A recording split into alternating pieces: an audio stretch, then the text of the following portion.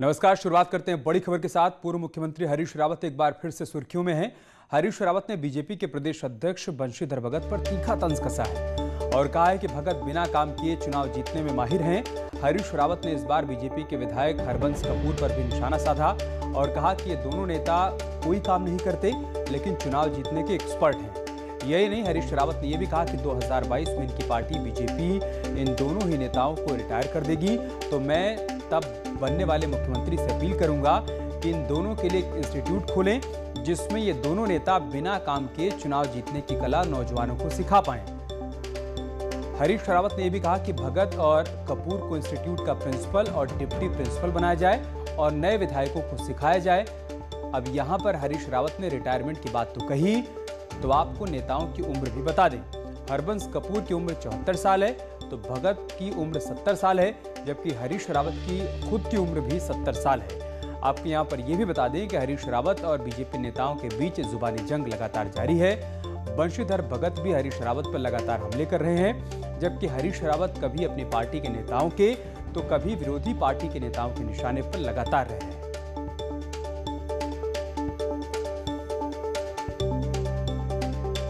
भगत जी को मैंने अपना गुरु मान लिया, बल्कि भगत जी और हरबंस कपूर दो ऐसे लोग हैं, जब ये 2022 में जनता की सेवा से सेवानिवृत्त हो जाएंगे, जैसा इनकी पार्टी का मुझे प्लान दिखाई देता है, और हमारी सरकार के जो मुख्यमंत्री होंगे उनको मैं सलाह दूंगा कि एक ऐसा इंस्टीट्यूट खोलिए जो नवागंतुक विधायकों को वो टेक्निक बता सके कि बिना काम किए कैसे चुनाव जीता जाता है, क्योंकि ये दोनों लोग चुनाव जीतने की कला में महारथी हैं। और बीजेपी के प्रदेश अध्यक्ष बंशीधर भगत इस वक्त हमारे साथ फोन लाइन पर जुड़ चुके हैं। बंशीधर भगत जी, आपने हरीश रावत का बयान सुना? जी। वो कह रहे हैं कि आप लोग बिना काम किए चुनाव जीतने में माहिर हैं। 2022 में जब आप रिटायर हो जाएंगे तो उनका कहना है कि आप एक इंस्टीट्यूट खोलें, उसके प्रिंसिपल बन जाएं और लोगों को सिखाएं कि कैसे बिना कोई काम किए चुनाव जीता जा सकता है। मैंने सुन लिया है जी। सबसे पहले तो मैं हरीश रावत जी को बहुत बहुत बधाई देता हूं और उनका धन्यवाद करता हूं कि कम से कम उन्होंने मुझे ये तो माना कि कांग्रेस में इतना योग्य कोई नहीं है जो इनको कुछ सिखा सके। तो इसलिए इन्होंने मुझे अपना एक इंस्टीट्यूट में प्रिंसिपल रखने का एक प्रस्ताव दिया है। मैं इनको धन्यवाद देता हूं इस बात के लिए। दूसरी बात जो इन्होंने कही है कि बिना चुनाव लड़े न विकास किए चुनाव जीत जाने के महारत हैं, तो इनको समझना चाहिए कि मैं पहले नैनीताल से लड़ा, फिर हल्द्वानी से लड़ा, तो हल्द्वानी में इनकी अजय कही जाने वाली नेत्री को मैंने हराया, फिर उसके बाद कालाढूंगी में जीना। तो बहुत सीधी बात है कि चुनाव गफलत में नहीं जीता जा सकता। चुनाव के लिए मेहनत करनी पड़ती है, परिश्रम करना पड़ता है, लोगों के दिलों में जगह बनानी पड़ती है, उनके दुख सुख में उपस्थित होना पड़ता है और क्षेत्र का विकास करना पड़ता है। अब ये सब काम इन्होंने किए नहीं, इसलिए लगातार हार का इनके सिर में चेहरा बचता रहा। मैं इसके लिए मैं क्या कर सकता हूं, लेकिन मैं बहुत धन्यवाद करता हूं कि इन्होंने मुझे अपने कांग्रेस का जो इंस्टीट्यूट बनाएंगे उसमें इनको पढ़ाने के लिए मुझे प्रिंसिपल बनाया है। तो मैं समझता हूं कि इससे बड़ा मेरे लिए और क्या हो सकता है कि एक इतने वरिष्ठ नेता जो कांग्रेस के राष्ट्रीय महासचिव हैं और मुख्यमंत्री रहे हैं और मेरे वरिष्ठ भी हैं, मैं इज्जत करता हूं, मेरे बुजुर्ग हैं, उन्होंने मुझे प्रिंसिपल बनाने के लिए ऑफर किया, तो इसके लिए मैं बहुत हृदय से धन्यवाद करता हूं। सर, आप बने रहे हमारे साथ। हरबंस कपूर जी भी इस वक्त फोन लाइन पर हमारे साथ जुड़ चुके हैं, जिनको हरीश रावत ने वाइस प्रिंसिपल बनाने की बात कही है। हरबंस कपूर जी, आपने भी हरीश रावत का बयान सुना होगा, सर आपकी प्रतिक्रिया उस पर? मैं तो सबसे पहले हरीश रावत जी का बहुत आभार व्यक्त करता हूँ और उन्होंने मुझे याद किया है, न जाने चाहे जिस संदर्भ में भी किया है। मैं तो उनसे ये निवेदन करूंगा कि जो कुछ उन्होंने मेरे ऊपर आक्षेप किया है या ये काम नहीं करते ये वो, मैं समझता हूँ कि इस द्वारा इस पे पुनर्विचार करें, और यही कारण है मेरे ख्याल से इनकी हार का भी और इनकी पार्टी की दुर्दशा का भी, क्योंकि ये आदी हैं काम ना करना और मात्र स्टेटमेंट देना। ये इसका अब इनका जवाब जनता ने दे दिया है, और मेरा तो प्रयास ये है कि मैं मात्र चुनाव के लिए ही नहीं, अंदर दरबार सजा है, परंतु जो जनता मेरे से अपेक्षा करती है वो कार्य करने का प्रयास करता हूँ। और साल में अगर 365 दिन है तो कोई ऐसा दिन नहीं जाता जब मैं किसी न किसी रूप में अपने कर्तव्य निर्वहन के लिए काम करने का प्रयास करता हूँ। बंशीधर भगत जी, आप हमारे साथ बने हुए हैं। बाकी इंस्टीट्यूट खोलने की जो बात करी है, पहले भी इन्होंने कई बार कहा मुझे यूनिवर्सिटी। ठीक है सर, बहुत बहुत शुक्रिया आपका हमारे साथ जुड़ने के लिए और अपनी बात रखने के लिए। प्रधानमंत्री मोदी इस वक्त शहीदों को श्रद्धांजलि दे रहे हैं। सीधी तस्वीरें हम आपको इस वक्त दिखाते हैं। पार्लियामेंट हाउस के बाहर की तस्वीरें आप देख पा रहे हैं। आज ही के दिन संसद भवन पर हमला हुआ था और आज उसकी 19वीं बरसी है। इस मौके पर प्रधानमंत्री मोदी शहीदों को श्रद्धांजलि देने के लिए संसद भवन पहुंचे हुए हैं। तमाम दूसरे नेता भी उनके साथ मौजूद हैं, मंत्री भी हैं, लोकसभा अध्यक्ष भी मौजूद हैं, रक्षा मंत्री राजनाथ सिंह भी यहाँ पर मौजूद हैं। सभी नमन कर रहे हैं उन शहीदों को जिन्होंने अपनी जान की कुर्बानी देते हुए उस वक्त संसद भवन की सुरक्षा की थी।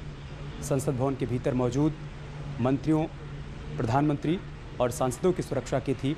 लिहाजा आज उनको नमन करने का दिन है, उनको श्रद्धांजलि देने का दिन है। और इस मौके पर आप देखिए तमाम गणमान्य यहाँ पर शहीदों को श्रद्धा सुमन अर्पित करने के लिए संसद भवन पहुँचे हुए हैं।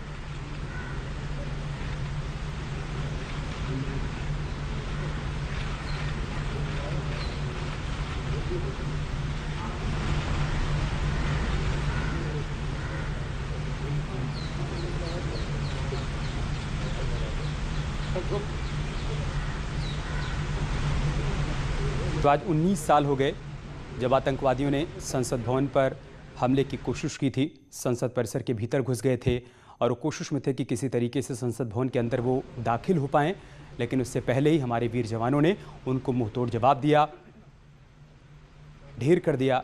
लिहाजा आज उन जवानों को नमन करने का दिन है, उनको श्रद्धांजलि देने का दिन है जिन्होंने अपने प्राणों की आहुति देकर तमाम सांसदों, मंत्रियों और प्रधानमंत्री के उस वक्त जान की सुरक्षा की थी। लिहाजा आज एक एक कर बारी बारी से उन सभी को याद किया जा रहा है, उनको नमन किया जा रहा है। दो तस्वीरें आप देख सकते हैं। दूसरी तस्वीर देखिए, प्रधानमंत्री मोदी, उपराष्ट्रपति वेंकैया नायडू, साथ ही लोकसभा अध्यक्ष ओम बिरला, रक्षा मंत्री राजनाथ सिंह, गृह मंत्री अमित शाह, सभी यहाँ पर पहुँचे, शहीदों को पुष्प अर्पित कर नमन किया। और जो आप पहली तस्वीर देख पा रहे हैं, अब यहाँ से सभी लोग रवाना हो रहे हैं, लेकिन मन में सम्मान लेकर उन शहीदों के लिए, उन जवानों के लिए जिन्होंने अपने प्राणों की आहुति देकर लोकतंत्र के इस मंदिर की सुरक्षा की थी और माननीयों की सुरक्षा में शहीद हो गए थे। नापाक कोशिश हुई थी आतंकवादियों की तरफ से संसद भवन में घुसने की, लेकिन इससे पहले कि वो भवन के भीतर घुस पाते, परिसर में ही बारी बारी से सभी को ढेर कर दिया गया। और इस कार्रवाई में हमारे तमाम जवानों ने अपनी शहादत दी। उनको देश लगातार याद करता है, नमन करता है, श्रद्धांजलि देता है। हर साल 13 दिसंबर को इसी तरीके से संसद भवन परिसर में इस कार्यक्रम का आयोजन होता है, जहां पर तमाम गणमान्य पहुंचकर उन शहीदों को याद करते हैं, उनको नमन करते हैं, उनकी शहादत को सलाम करते हैं। आज एक बार फिर से वही दिन, और इस दिन पर एक बार फिर से उन शहीदों को नमन किया जा रहा है।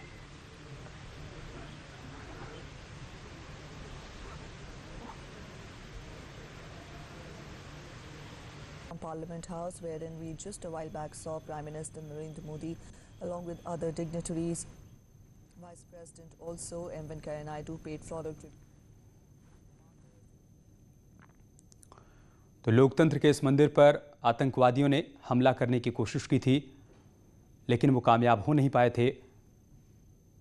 उस दौरान जवानों ने, जो कि संसद भवन परिसर में तैनात थे, उन्होंने मुंहतोड़ जवाब दिया और आतंकवादियों को संसद भवन परिसर में ही ढेर कर दिया था। उसके बाद से ही हर साल 13 दिसंबर को शहीदों को याद किया जाता है, उनको नमन किया जाता है। आगे बढ़ते एक बार फिर से रुक करते हैं पहाड़ की खबरों का। कुंभ 2021 का सफल आयोजन सरकार की इमेज का सवाल है और कुंभ को कोरोना से बचाना सबसे बड़ी चुनौती है। इसी को लेकर शनिवार को हुई मीटिंग में सीएम ने खास निर्देश भी दिए। आइए आपको एक रिपोर्ट के जरिए दिखाते हैं। जिस आयोजन पर देश दुनिया की नजर होगी, जिस आयोजन पर पीएम मोदी की नजर होगी, जिस आयोजन पर साधु संतों और करोड़ों हिंदुओं की नजर होगी, उस महाकुंभ के काम में कोई कमी न रह जाए, ये निर्देश मुख्यमंत्री त्रिवेंद्र सिंह रावत ने अधिकारियों को दिए। मुख्यमंत्री ने साफ कहा कि कुंभ का काम ऐसा हो कि भविष्य में उस पर कोई सवाल खड़ा ना हो। देखिए, आज कुंभ की जो बैठक हुई उसमें सभी विभागों को निर्देश दिए गए कि किसी भी विभाग पर यदि कोई उंगली उठती है तो उसके खिलाफ कड़ी कार्रवाई की जाएगी और किसी तरह का कोई इस प्रकार की शिकायत बिल्कुल भी प्राप्त नहीं होनी चाहिए। और सभी सचिवों को कहा कि आप वहां जाकर अपना जो विभागों का काम चल रहा, आप स्वयं जाकर उस काम को भी और बिल्कुल एकदम नीचे तक जाकर उस काम की समीक्षा करेंगे। कुंभ पर सबसे बड़ा खतरा कोरोना का मंडरा रहा है। ऐसे में भीड़ कितनी होगी और कुंभ का स्वरूप क्या होगा, ये फैसला फरवरी में होगा। लेकिन बावजूद इसके सरकार कोरोना से हर तरीके से कुंभ मेले को बचाना चाहती है। इसीलिए मुख्यमंत्री ने कोरोना की मॉनिटरिंग के लिए एक स्पेशल ऑफिसर की ड्यूटी लगाने के निर्देश दिए। सारे काम पूरे हो जाएंगे, ऐसा आज की समीक्षा बैठक में निकल कर आया। जो अधिकारी, चाहे वो हाईवे के हों, चाहे वो पीडब्ल्यूडी के हों, चाहे वो इरिगेशन के हों, चाहे वो टेम्परेरी वर्क हों, चाहे वो परमानेंट हो, जनवरी लास्ट तक सारे काम पूरे कर लिए जाएंगे। कुंभ का पहला शाही स्नान 11 मार्च को होना है। ऐसे में मुख्यमंत्री ने साफ कर दिया कि जनवरी में काम पूरे करके हरिद्वार को सबसे बड़े धार्मिक अनुष्ठान के लिए तैयार कर दिया जाए। दीपांकर भट्ट, न्यूज़ 18, देहरादून।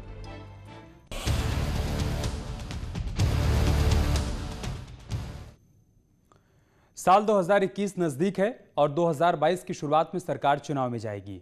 ऐसे में अगला एक साल सरकार के लिए सबसे अहम होने वाला है। तो साल 2021 में क्या हैं सीएम त्रिवेंद्र रावत के लिए चुनौतियां, न्यूज़ 18 की एक्सक्लूसिव रिपोर्ट में देखिए।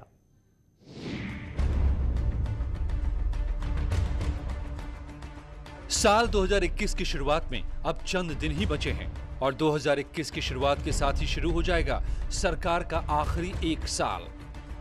तो सवाल है कि सरकार के 5वें साल की तरफ बढ़ रहे मुख्यमंत्री त्रिवेंद्र सिंह रावत के लिए चुनौतियां क्या होंगी और क्या वो काम हैं जिन्हें मुख्यमंत्री त्रिवेंद्र रावत को साल 2021 में मुमकिन बनाना है। वो चुनौतियां मुख्यमंत्री त्रिवेंद्र रावत ने न्यूज़ 18 से साझा की हैं।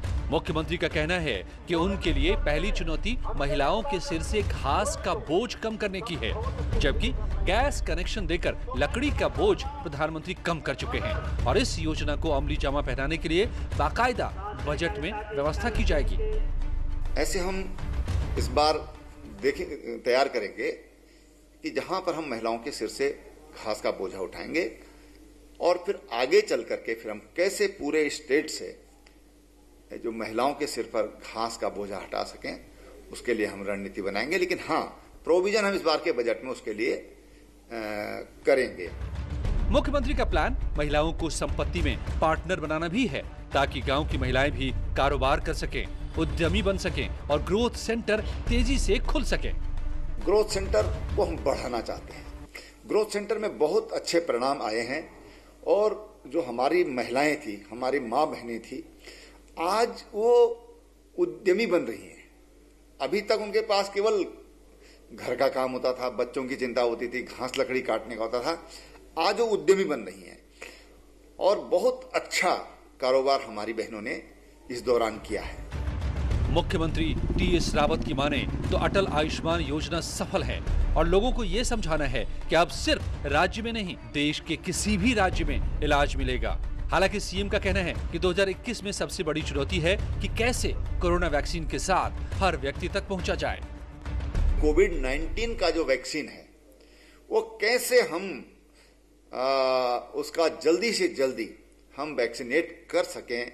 जो बुजुर्ग हैं, जो हमारे स्वास्थ्य कर्मी हैं या फ्रंट लाइन के जो वर्कर हैं, उनको हम बहुत जल्दी और धीरे धीरे हम सब लोगों को कैसे उसको उपलब्ध करा सकें, ये हमारे सामने बड़े चैलेंज हैं।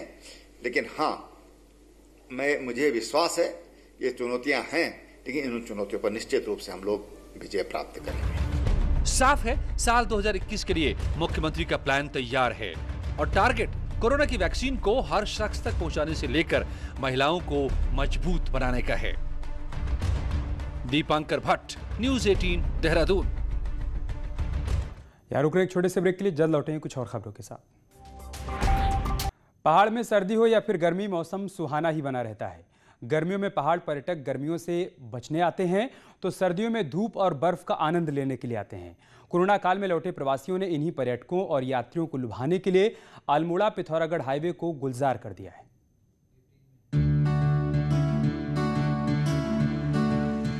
पहाड़ में पर्यटन की अपार संभावनाएं हैं, फिर उन्हें रोजगार से जोड़ने की जरूरत भी है। अल्मोड़ा से पिथौरागढ़ जाने वाले हाईवे पर कुछ युवाओं ने छोटे छोटे ढाबे खोल दिए हैं। पत्थरों में पर्यटकों को जंगल में मंगल का आनंद आता है और हाईवे से गुजरने वाला हर पर्यटक यहाँ गुनगुनी धूप और बारिश में आग का मजा लेता है। सर, मैं पहले दिल्ली बाहर जॉब करता था होटल पे, उसके बाद हम लॉकडाउन में पहुँचे घर, अपना रोजगार किया हमने। एक छोटी सी ठेली है हमारी, इसमें हम कुमाऊनी खाना बनाते हैं, बिल्कुल पहाड़ी ऑर्गेनिक खाना। आइए आप दोबारा आइए, बहुत अच्छा खाना मिलता है, बिल्कुल सच्चे खाना। मैदान में इन दिनों जबरदस्त कोहरा और शीतलहर है, लेकिन ठीक इसके उलट पहाड़ों में दिन का मौसम शानदार है। मैदान के कोहरे से निकलने के बाद अल्मोड़ा से आगे का सफर पर्यटकों को काफी अच्छा लगता है। सामने चमकता हिमालय पर्वत और पत्थरों के बीच में बैठकर जंगल का मजा। मतलब अच्छा लगता है यहाँ पे, तो जाड़ों के टाइम में भी बेस्ट है। धूप आती है, एकदम गर्मी रहती है, यहाँ पे ठीक रहता है। और आज बारिश में यहाँ पे आग सेकने को भी मिल रही है, ठंड से काफ़ी राहत है। और यहाँ पे जो खाने का टेस्ट है वो भी बहुत अच्छा है। एक तो हमें यहाँ पर ताज़ा भोजन मिलता है, प्लस यहाँ पर धूप अच्छी है।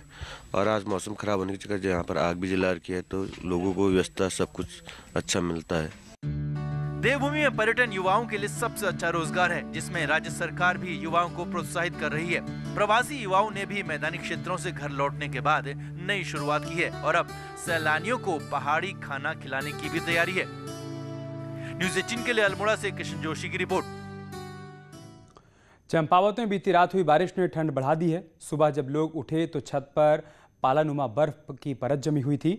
मैदानी इलाकों से आए मजदूरों के लिए और दिनों की अपेक्षा ये सुबह ज़्यादा सर्दी के साथ उनको ज़्यादा ठंड का एहसास करा रही है।